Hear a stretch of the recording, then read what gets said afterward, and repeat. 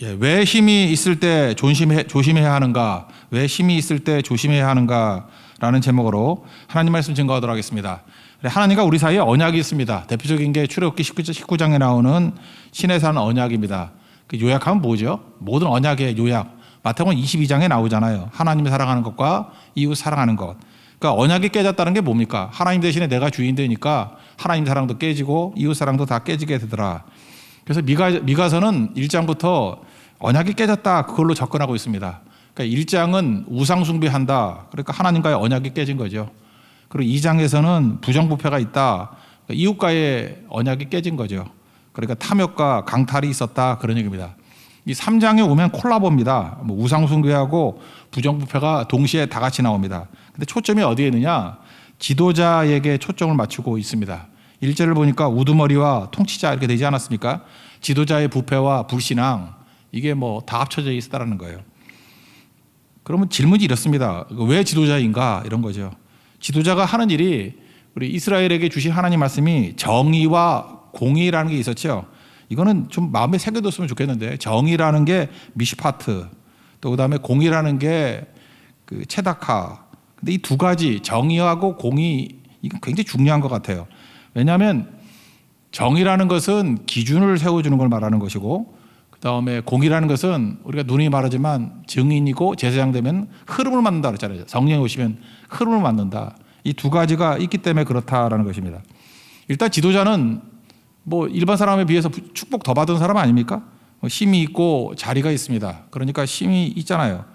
그러니까 이게 특징이 뭐냐면 만약에 자아가 깨지지 않았다 그러면 욕심을 채우기에 너무 쉬운 자리입니다. 힘이 있으니까 욕심 채우는 게 쉽잖아요. 그리고 빨리 욕심을 채울 수 있습니다. 우리가 그 악의 실행성 그랬죠. 실행력. 우리가 뭘 악한 일을 하고 싶어도 힘이 없으면 못 하잖아요. 그죠? 힘이 없는데 뭐 하겠습니까? 그래서 오히려 일반적인 사람들은 죄악에 빠진다 할지라도 힘이 없으니까 못 하는데 지도자가 되면 힘이 있으니까 욕심 채우고 하나님 멀리 떠나는 것을 더 빨리 한다는 것입니다. 그래서 지도자가 사실은 위험한 자리다 이렇게 말할 수 있다는 거예요. 힘이 있다는 것은 주의 뜻을 수행하기도 쉽지만 자기 뜻을 섬기기도 쉽다는 것입니다. 그러니까 힘은 같이 중립적이라는 거예요. 하나님의 뜻을 위해 쓰든지 자기 뜻을 위해 쓰든지. 그러니까 자기 뜻을 위해 쓰면 타락한 지도자가 되는 거고 하나님의 뜻을 위해서 쓰면 그 사명자가 된다 이렇게 말할 수 있다라는 것입니다. 사도 바울이 제일 좋은 모델인데 힘을 가지고 있는 사람은 어떻게 살아야 되느냐? 신약성경을 보면 두 가지 얘기를 하고 있는 것 같아요. 첫째는 덕을 세워야 된다. 두 번째는 특권을 내려놓아야 된다. 덕을 세워야 된다는 건 고린도전서 10장에 나오죠. 23절 같은데 뭐 쭉 여러 가지 나오는데 모든 것이 가하나 할 수 있다라는 거예요. 유익한 것이 아니고 모든 것이 가하나 덕을 세우는 것이 아니다. 그러니까 덕을 세우는 것이 돼야 된다는 거예요. 이게 할 수 있냐 없느냐의 문제가 아니라 덕이 되지 않는다. 덕이 뭡니까? 공동체 유익이죠. 그리고 아름다움이죠. 그러니까 뭘 해가지고 공동체 유익이 되지 않는다 그러면 할 수 있더라도 안 하는 게 좋지 않냐. 그게 덕이라는 거예요. 그리고 할 수는 있지만 그거 해가지고 아름답지 않고 추하다 그러면 뭐 하겠냐. 안 하는 게 좋다. 그래서 성도는 덕이 있어야 됩니다. 덕이 있는 성도가 돼야 된다. 그다음 또 하나는 권리 얘기를 하고 있죠. 이 고린도서 9장 5절 이하에 나오는데 베드로는 아내를 데리고 다녔던 것 같아요. 믿음의 자녀된 아내를 데리고 다닐 권리가 우리에게는 없느냐? 독신이서 그런 것 같죠. 나도 아내 데리고 다닐 권리 있는데 하나님의 복음을 위해서 혼자 다닌다 그런 얘기를 하고 6절에 보니까 어찌 나와 바나바만 일하지 아니할 권리가 없겠느냐. 그러니까 텐트 메이커 일하면서 사역했던 것 같아요. 근데 사도 바울이 이렇게 얘기하잖아요. 나하고 바나바도 일하면서 이렇게 월급 안 받고 사례 안 받고 일하지만 내가 그럴 권리가 없느냐. 그러나 혹시라도 복음에 방해가 된다 그러면 내가 그런 거 필요 없다라는 거죠. 그래서 권리보다는 책임에 우선을 두겠다. 그래서 지도자라고 생각하시는 분들이 있습니까? 지도자의 위치에 있는 분들 항상 이게 사도 바울의 힘에 대한 내용 이 두 가지가 되게 중요한 것 같아요. 덕을 세우는 것인가 또 하나는 힘이 있다 그러면 특권을 내려놓는 것. 이 두 가지가 가장 좋은 길이라고 생각을 합니다.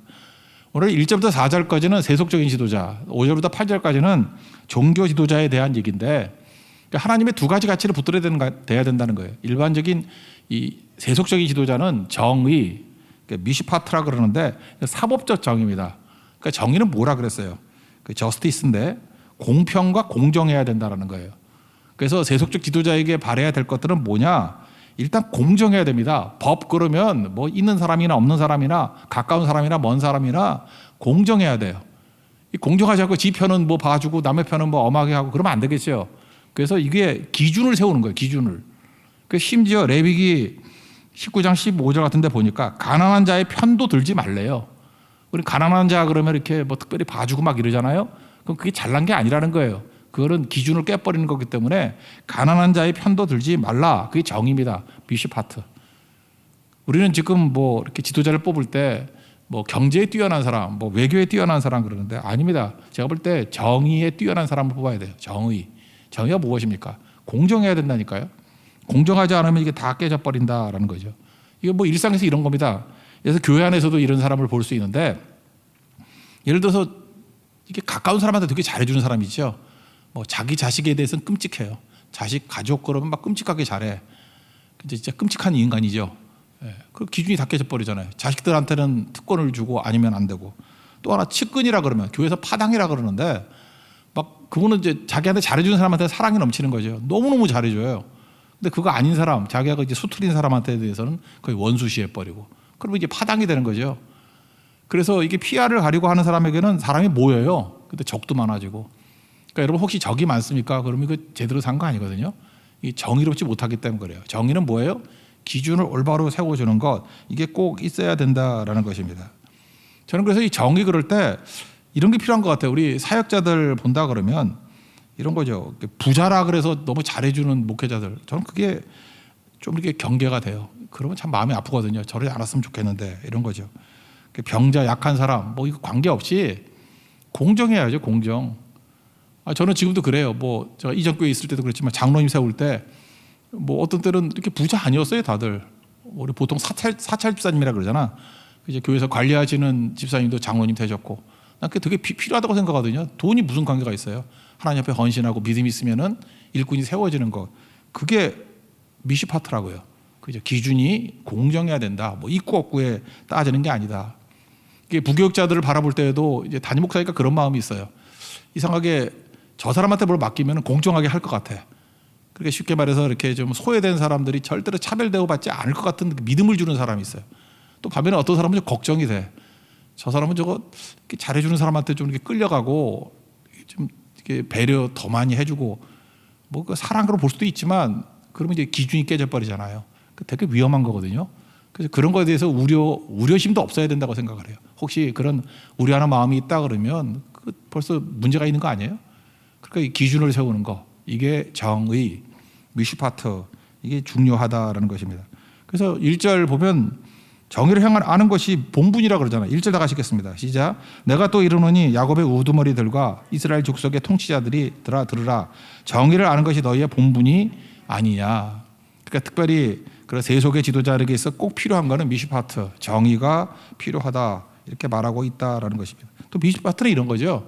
누가 보면 잘하고 안 보면 안 하고 뭐 이런 게 아니라 보던 안 보던 코람데오 하나님 앞에서 기준이 똑같아야죠. 볼 때 기준하고 안 볼 때 기준하고 뭐 보면은 잘하고 안 보면 농땡이 치고 그러면 그게 뭐예요?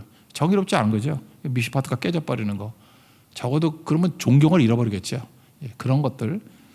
그다음에 두 번째는 종교 지도자에게 더 필요한 것 같은데 공의, 이 정의가 사법적 정의, 공정하게 재판하라 그런 거죠. 근데 공의는 체닥한데 이것은 회복적 정의입니다. 그러니까 약자를 돌봐주는 마음이겠죠. 5절부터 8절까지 쭉 나오고 있는데 인간은 어차피 불균형이 있잖아요. 다 능력 있고 다 힘 있고 뭐 다 똑똑하고 다 예쁘고 그런 거 아니잖아요. 이게 차이가 있지 않습니까?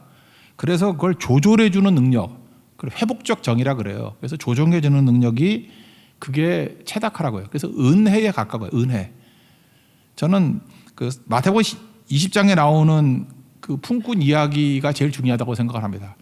여기서 이 주인은 정의로운 사람이에요. 한 가족이 하루에 먹고 살 수 있는 돈이 1데나리온이에요. 그래서 사람들에게 이게 일꾼들이 막 남아도니까 0.5데나리온을 주고도 일 시킬 수 있었어요. 그런데 한 데나리온씩 주잖아요. 정당하게. 한 가정이 하루 살 수 있는 일당 한 데나리온 줬다라는 건 뭐예요? 이게 정의가 있는 사람이죠. 미슈파트. 그게 정의예요. 정의. 막 싼 걸로 막 등치고 그러는 게 아니에요. 그냥 한 데나리온 주는 거 정의. 근데 그 다음에 내용이 뭐냐? 1시간밖에 일하지 않은 사람이에요. 근데 그 사람에게도 한 데나리온을 주죠. 이유가 무엇입니까? 한 가족이 1시간 일했더라도 먹고 살아야 될 거 아니에요. 아니면 굶으니까. 이건 뭐죠? 체다카에 가까운 거라고. 이거는 뭐예요? 회복적 정의. 이 사람은 힘이 있잖아요. 충분한 돈이 있잖아요. 그러니까 1시간 일한 사람에게도 더 줄 수 있는 거죠. 그러니까 충분히 줄 수 있게 만드는 거. 회복적 정의. 그래서 우리 인생에서 이 두 가지가 다 있어야 된다는 거예요. 기준을 세워두고 내가 더 갖고 있는 힘을 가지고 부족한 사람을 채워줄 수 있는 힘. 그러니까 이 정도까지 힘을 주시면 하나님께 참 좋겠죠. 나에게 힘을 더 주시는 이유가 뭐예요? 체다카, 이 공의를 행하기 위해서. 공의는 뭐냐? 약한 자를 세워주기 위한 회복적 정의라니까요. 이런 것들까지도 구해야 된다는 것입니다. 그래서 교회는 사실은 그래요. 교회가 해야 되는 이거죠.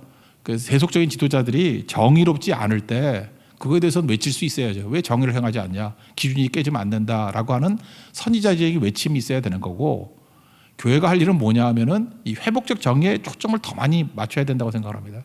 그래서 가난한 자들, 약한 자들 돕고 섬기고 구제하고 하는 거. 그래서 살 수 있게 만들어 주는 거. 이런 일들을 돌봐야죠. 그러니까 소외되고 약한 자들에 대한 관심을 항상 가져야 되는 거. 이게 체닥하다 이런 뜻입니다. 그러니까 하나님께서 우리에게 더 많이 주신 능력이 있을 때 일단은 여러분들이 공적 지도자가 된다 그러면 정의로운 지도자가 돼야 됩니다. 그러고 난 다음에 하나님이 내게 더 잉여로 주신 것들이 있잖아요. 회복적 정의를 위해서 은혜를 베풀 줄 아는 거. 이게 반드시 있어야 된다는 것입니다. 성령이 하시는 일이 이거예요. 성령이 오시면 우리에게 이렇게 흘러가게 만들잖아요. 흐르게. 돈이 있으면 회복적 정의를 위해서 돈도 흘러가야 되죠. 복음이 있으면 회복적 정의에서 나만 구원받는 게 아니라 그 사람도 생명 살아야 될 거 아니에요. 그러니까 증인돼야 되고 제사장 역할이 그런 거죠. 다 회복시키는 내용들이 있어야 된다.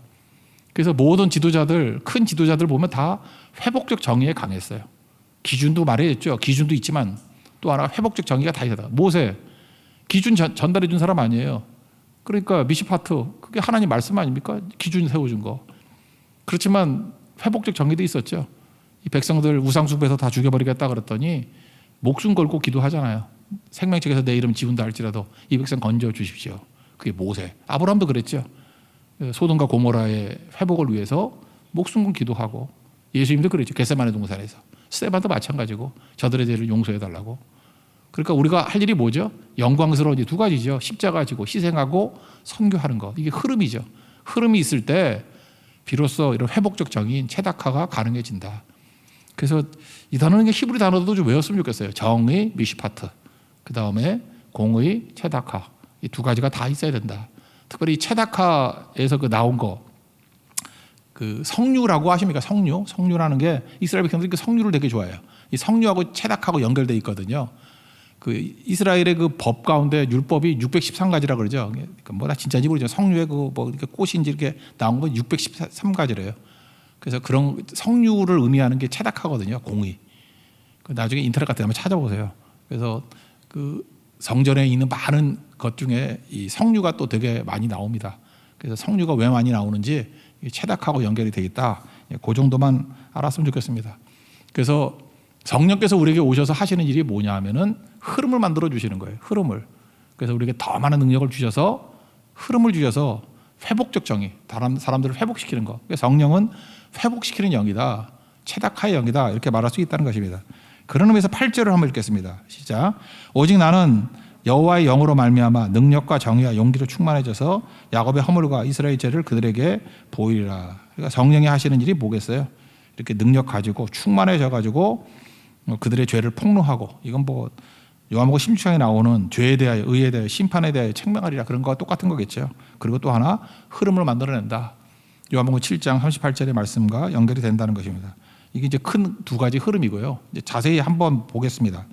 세속적 지도자의 정의를 외면하는 모습 1절부터 4절까지인데, 일단 지도자가 되면요 힘이 있으니까 정의의 원리를 따를 것인가, 이해관계를 따를 것인가, 이게 이제 우리 앞에 놓여 있다라는 거예요.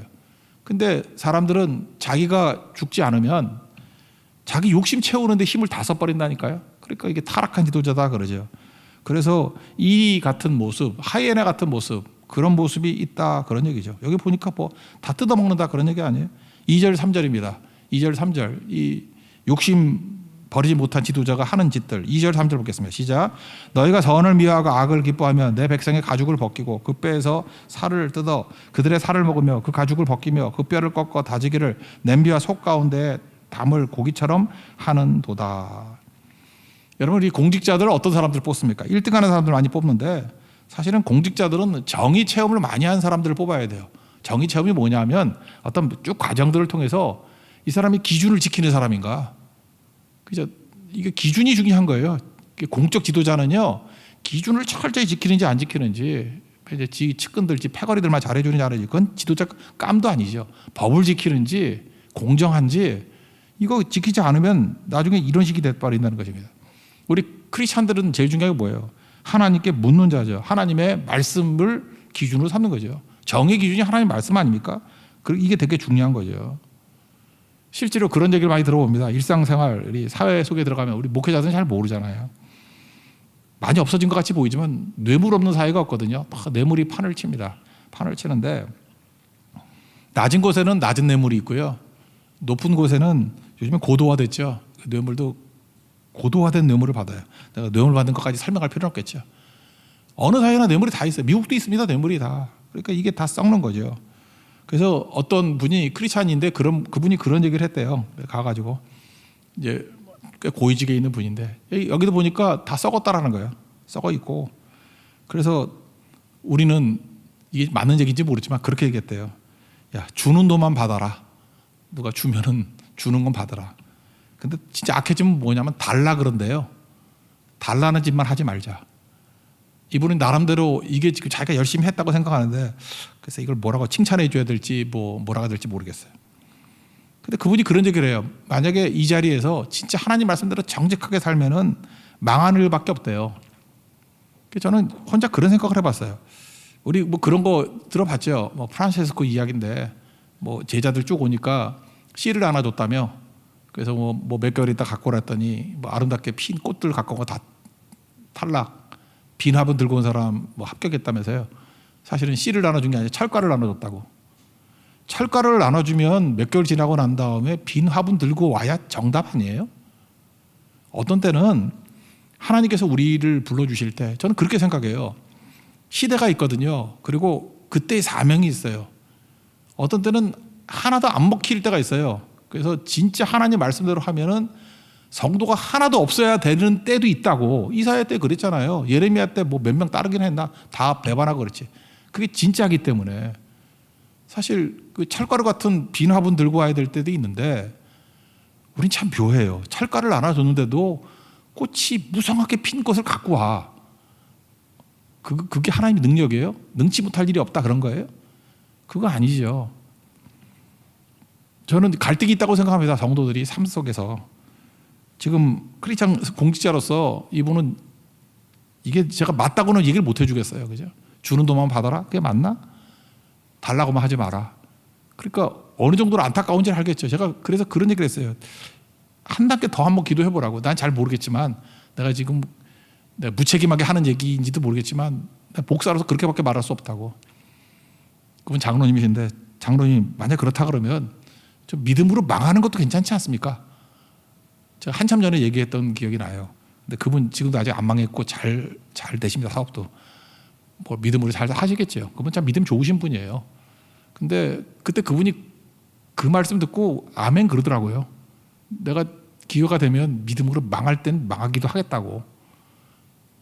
내가 그분 뒤추적하는 사람 아닙니다. 근데 어쨌든 하여튼 믿음으로 이렇게 갈등 속에서도 하나님 말씀 붙들려고 발버둥치는 분이라고요. 세상이 그래요. 이거 붙들어야죠. 기준 놓쳐버리면 지도자가 그렇게 함부로 지도자 되려고 하지 말라고요. 지도자가 기준을 깨버리면 밑에 사람 다 망해요. 그러니까 생명 걸고 해야 될 일이 무엇입니까? 기준 얘기하죠. 기준 져버리면 그 지도자의 기도 하나님이 응답 안 한대요. 그리고 얼굴을 돌려버린대요. 4절 하니까 4절 읽겠습니다. 시작. 그때 그들이 여호와께 부르짖을지라도 응답하지 아니하시고 그들의 행위가 악했던 만큼 그들 앞에 얼굴을 가리시리라. 아담이 죄짓고 나니까 얼굴 가리잖아요. 숨었다가 그러고. 이사야서 59장 2절 보니까 너희 죄악이 너희와 하나님 사이를 갈라놓았고 너희 죄가 그의 얼굴을 가리워서 너희에게 듣지 않으시게 했다. 하나님 사랑하면요 마주 봅니다. 근데 하나님 앞에 죄가 들어오거나 사랑이 식으면 등 돌려요. 사람도 그렇지 않습니까? 하나님 앞에서 이렇게 잠깐 죄 지으면 예배도 보기 싫어져요. 이상하게 뭐 이렇게 숨어 있고 싶고 그런 마음이 생긴다고. 그게 벌써 문제가 있는 거 아니에요? 하나님 앞에서 등 돌린 모습이 아니라 얼굴 마주 보는 거. 그 예배는 뭔지 알아요? 주님의 얼굴 보는 거예요. 얼굴 쳐다보면은 회개하게 돼 있고 돌아오게 돼 있고 죄짐 짓고 살지 못하게 만들어 버린다는 거예요. 그래서 우리 구약의 축도라 그러죠. 민수기 6장 24절, 25절, 26절. 구약의 제사장들은 이렇게 축도했어요. 여호와는 내게 복을 주시고 너를 지키시기를 원한다. 그러니까 복과 보호죠, 보호. 그 다음 얘기는 이제 더 자세히 하는 거예요. 여호와는 그의 얼굴을 내게 비추사 은혜 베푸시기를 원하며. 여기 복이 은혜라는 게 나오죠. 그죠? 얼굴에 빛을 비춰서 은혜 주시기를 원한다. 또 얼굴을 내게로 향하사 평강 주시기를 원한다. 평강이 뭐예요? 이게 하나님께서 우리를 진짜 보호해 주시는 거라고요. 주님이 우리를 보호해 주시면 평강이 임하기 때문에 등 돌리지 않아요. 주님의 얼굴을 평화롭게 바라볼 수 있다고. 그러니까 이게 뭐예요? 복과 우리를 보호해 주시는 게 뭐냐면 하나님의 얼굴이라고. 얼굴 바라볼 때 우리에게 은혜를 베풀어 주시고 얼굴을 통해서 우리에게 평강을 주신다고. 그래서 은혜와 평강이 나오는 거죠. 이게 사실은 구약의 축도하고 사도 바울의 그 축도 내용과 똑같잖아요. 그죠? 하나님의 얼굴입니다. 예수 우리들의 밝은 빛 조금 전에 찬양했죠. 예수의 빛이 비춰주면 우리에게 은혜가 임하고 예수님의 밝은 빛이 임하게 되면 우리에게 평강이 임하게 된다는 것입니다. 어둠 속에 사는 것이 아니라 빛 가운데 살아갈 수 있는 종 되기를 원합니다. 그러니까 지도자가 할 일이 뭐예요? 빛을 비추는 거예요. 기준을 비춰주는 거. 기준. 이게 살 길이라는 것입니다. 그러면 우리가 다 살아나게 된다. 또 한 가지 종교 지도자들이죠. 이게 뭐 세속 지도자들을 이 사람들 디펜스 해주는 게 이제 종교 지도자들인데 종교 지도자들은 문제가 뭐예요? 이 세속 지도자들이 욕심이라 그러면 종교 지도자들은 욕심 플러스 두려움이에요. 말 안 들으면 죽을까봐. 지도자들이 막 죽이잖아. 그죠? 왕이 두려워서. 근데 두려워하면 이거 공의를 외면하게 돼버린다는 거죠. 이게 자기 거 채우는 거.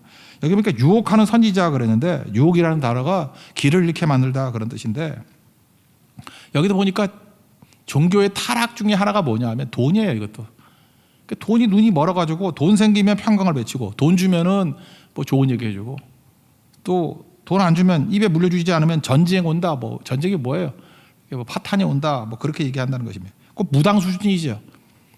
그래서 선지자가 무당 수준으로 이렇게 격화돼 버린다는 거예요. 돈 주면 좋은 말하고 안 주면 나쁜 말하고. 이게 거짓 선지자죠. 이게 뭐 하는 짓? 말도 안 되는 거죠. 그럼 어떤 일이 벌어집니까? 밤이 온다는 거죠. 밤을 맞이하고 이상도 없고 점치는 수준이 돼버리니까 점도 안 맞을 거고 응답도 없고. 여기 입술을 가린다는 것은 이스라엘의 행동 중에 하나인데 부정하다 그런 뜻이에요. 뭘 부정할 때 입술을 가려요. 그러니까 부정한 놈이 돼버린다. 뭐 그런 뜻이겠죠. 6절 7절 다 같이 읽겠습니다. 시작. 그러므로 너희가 밤을 만나리니 이상을 보지 못할 것이요 어둠을 만나리니 점치지 못하리라 하셨나니 이 선지자 위에는 해가 져서 낮이 캄캄할 것이라. 선견자가 부끄러워하며 술객이 수치를 당하며 다 입술을 가릴 것은 하나님 응답하지 아니하심 이거니와. 그러니까 이런 가짜들의 특징이 뭡니까? 그 기독교 무당들의 특징이 두 가지예요. 달콤한 말이에요. 항상 뭐 복 받는데 나 잘 된대. 너 잘 될 거야. 예레미야 때도 그랬잖아요. 가짜들 다 잘 된대. 그리고 또 하나가 잘 된다가만 있는 게 아니라 두려움도 안겨요. 이거 안 하면 죽는다. 특별히 이게 철없는 이게 감정적인 신비적인 거 좋아하는 여자분들이 많이 빠지는데 그 마음속에 모성애 이런 게 있잖아. 사랑이잖아. 뭐 애가 병난다. 뭐 이런 거. 아니면 손자가 병난다. 손녀가 병난다. 여기 다 넘어가. 그죠? 이거 안 들으면 남편이 죽는다. 남편이 아픈다. 우리 사모가 이런 데 가면 안 되는데 남편이 아프다 뭐 이러면 안 되고. 사소한 주변적인 일을 가지고 막 협박하는 거죠. 둘 중에 하나예요. 달콤함 플러스 협박. 이게 기독교 무당들이 하는 일 아니에요. 이 가짜들이 이렇게 한다는 거예요. 종교지도자들이. 그러니까 이게 뭐예요? 거룩이라는 너울을 쓰고 가짜 행세한다는 거예요. 하나님 말씀을 증거하는 게 아니죠. 왜 이런 일을 하죠? 왜? 그래가지고 자기 유익을 취하는 거죠. 그러니까 욕심도 채우고 또 두려움도 피해 나가고. 두려움 피할 수 있잖아요. 그러니까 뭐예요? 흐름이 있는 게 아니고 자기가 딱 막혀버리는 거예요. 하나님께 흘러가라는 것이 다 깨져버리고. 말도 안 되는 거죠. 그래서 아까 읽어도 8절 다시 한번 읽어볼까요? 시작. 오직 나는 여호와의 영으로 말미암아 능력과 정의와 용기로 충만해져서 야곱의 허물과 이스라엘 죄를 그들에게 보이리라. 성령께서는 이렇게 막혀 있는 자들에게 너희들의 모든 것들을 다 폭로하겠다 이렇게 말씀하고 있다는 것입니다. 이제 9절부터 마지막 12절까지 내용은 이제 공통이에요. 세속적 지도자하고 종교적 지도자 공통이 넘어지는 게 뭐냐. 근데 안타까운 건데 한마디로 요약해서 돈이라는 거예요. 저는 이 3장에서 이게 묵상하다가 보니까 놀란 게 뭐냐면 돈 문제를 이렇게 가볍게 여길 게 아니라는 거예요. 이게 굉장히 중요한 문제라는 거예요. 먼저 한번 보세요. 11절 한번 읽어봅시다. 11절 시작. 그들의 우두머리들은 뇌물을 위하여 재판하며 그들의 제사장은 싹스를 위하여 교훈하며 그들의 선지자는 돈을 위하여 점을 치면서도 여호와를 의뢰하여 이르기를 여호와께서 우리 중에 계시지 아니하냐 재앙이 우리에게 임하지 아니하리라 하는도다. 세속적인 우두머리들은 뇌물 좋아하고 아까 살폈죠. 제사장들은 싹스를 위하여 교훈하고 돈 주면 뭐 좋은 일, 교훈 아니면 뭐 험하게. 그 다음에 선지자들은 돈을 위하여 점을 친다. 뭐 앞을 맞춘다. 이게 다 가짜라는 거죠. 다 돈이죠, 돈. 제가 한번 곰곰이 생각하니까 이래요. 저도 이제 목회한 지 꽤 되지 않았습니까? 이제 오랜 교회 생활을 하면서 느꼈던 게 뭐냐면 11조하고 선교에 쓰는 돈을 아까워하는 남자들이 많아요. 참 여자들이 넘어지는 건 신비적인 거에 많이 넘어지고 이렇게 좀 기독교 무당에 많이 넘어지고 남자들이 신앙에서 이렇게 넘어지는 케이스를 보면 돈 때문에 넘어져요. 돈 때문에. 그러니까 남자들이 돈을 훨씬 더 좋아하는 것 같아요. 여자들보다. 이렇게 되게 이렇게 우상화하는 것 같아요. 그러니까 신앙생활을 이제 오래 하잖아요. 이제 온 가족이 한 10년, 20년 이렇게 하다 보면 스스로도 부담이 되는가 봐. 그죠? 이렇게 11조 생활도 안 하고 신앙생활 하려니까 뭐 이래저래 알게 되잖아요. 뭐 누가 이렇게 공개하는 건 아니지만 뭔가 누가 말도 안 하는데 혼자 이렇게 찔림이 있는가 봐. 그러다가 1년 52주니까 이렇게 피하고 저렇게 피하려도 한 주 정도는 은혜를 받잖아요. 안 그런가요? 아무리 피해도 어쩌다가 방심하다가 은혜를 받잖아. 은혜를 받아가지고 이분이 이제 고백을 하는 거예요. 이제 가만히 있어도 되는데 막 주변에 있는 팀원들에게 막 고백을 하는 거예요. 내가 이제까지 11주 생활을 뭐 몇 년 동안 안 했는데 이제부터 철저히 11주 생활을 하겠다. 그리고 뭐 팀원들이 다 좋아하잖아요. 주변 사람들이. 야, 저 사람이 진짜 은혜 받고 주님께 돌아왔다. 그래서 공개적으로 한 11조를 한 3개월 정도 해요. 그때가 위기예요. 그 다음에 이제 교회를 떠나든지 뭐 꼬투리를 잡든지 뭐 핑계를 대가지고 교회를 떠난다 그러든지 교회를 안 나오든지 하여튼 신앙을 저버리는 사람을 제가 조금 전에 따져보니까 제 기억나는 것만 10명이 넘어. 다 100% 남자들이었어요. 이유가 뭐죠? 이런 거예요.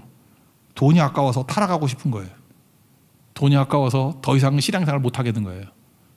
그래서 이런 걸 바라보면서 내가 느꼈던 게 그런 거예요. 야, 이게 저는 목사라서 그런지 모르지만 일반 신앙인 갖고 있는 사람하고 신앙 없는 사람하고 이 돈이 주는 이 타격이라는 게 이 엄청난 거구나.